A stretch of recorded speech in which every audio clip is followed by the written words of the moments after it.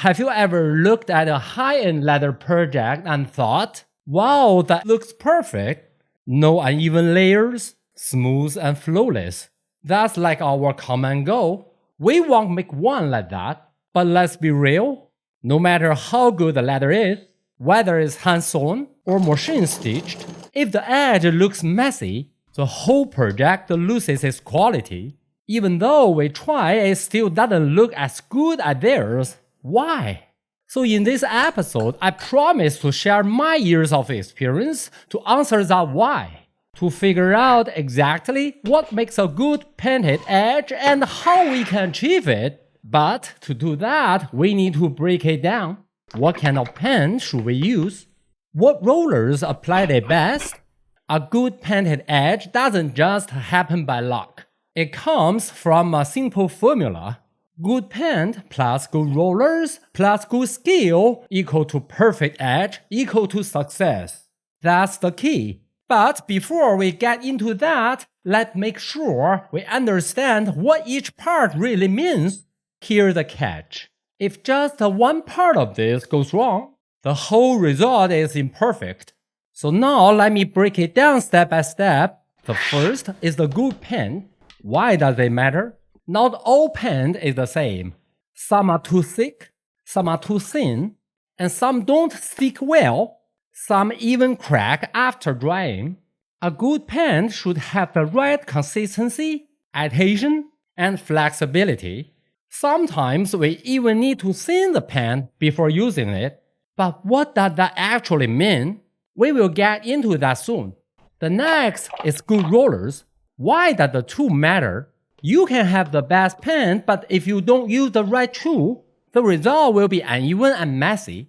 Different rollers create different effects, and choosing the right one is key. We'll explore that next.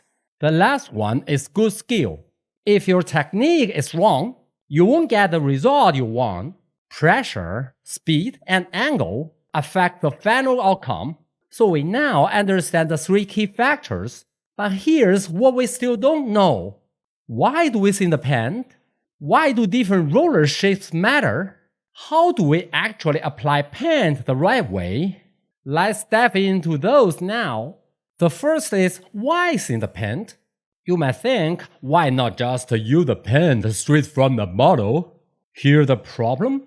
If the paint is too thick, it doesn't spread evenly. It builds up too much in some areas, leaving lumps, uneven edges, and maybe cracking after drying. On the other hand, if it's too thin, it won't stick properly. So the key is finding the right balance. So how good thinning helps? It helps the paint absorb better into the leather fibers, creating a stronger bond. It allows for a smooth and even coating, instead of thick, messy build-up. And the next, why different roller shapes matter? You might think, a roller is just a roller, right? Not really. The different rollers create completely different effects. Using the wrong one might leave paint leaking over the edge, or not covering evenly at all. This is actually a question I've been getting a lot. What roller am I using? So let me explain. At first, I use a normal roller. It's really simple, it just has a magnet cover. There is no scale, no precise control, and you will have to adjust the thickness by guessing. But once you apply the paint, it turns out too thick or too thin. Then I found this roller. It completely changed my process. It has a built-in number scale, so I don't have to guess anymore. I just set the thickness I need. The sliding guide mechanism keeps the roller stable, so the coating always comes out even and clean. But here's the thing, just like the paint, the roller isn't available in the local market. But if anyone wants to try it out, just let me know, I will help. So after we know why we thin the paint and why roller shape matter, but knowing why isn't enough. We need to know how to do it properly. So the first is how to thin the paint. I start with the original paint, pour a small amount into the container. Now add purified water in it. Start with a few drops and mix. It should be smooth and fluid, but not watery. So you must do quick test. Dip a stick in the pan, lift it up and see the dripping speed. If it drips too fast, it's too thin. If it doesn't drip at all, it's too thick. The right balance is when it flows smoothly, but holds onto the stick. And the next is how to use each roller correctly. I have 3 shapes of rollers. The first is deep tooth roller. It's best for heavy coats. And the second is the flat tooth roller. It's best for controlled and even application.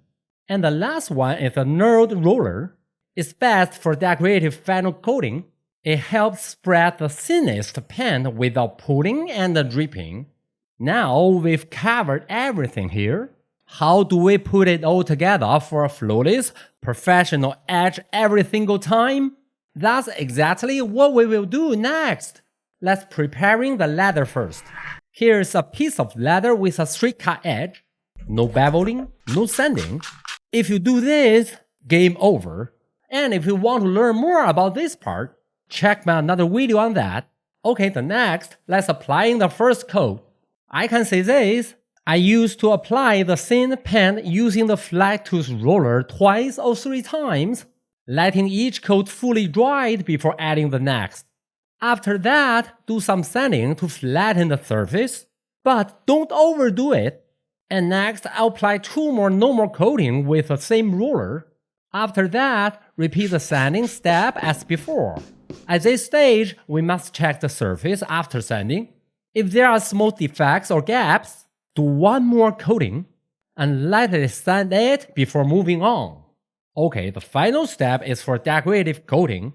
I'm going to use the thinnest paint mixed, 50% paint plus 50% of water, applied with a knurled roller. Don't touch it, let it dry, and we made it. So guys, based the logic and the formula that you can achieve it every time without failure. Now I want to hear from you. What parts of the process do you struggle with the most? Let me know in the comments and I will help. And see you in the next one.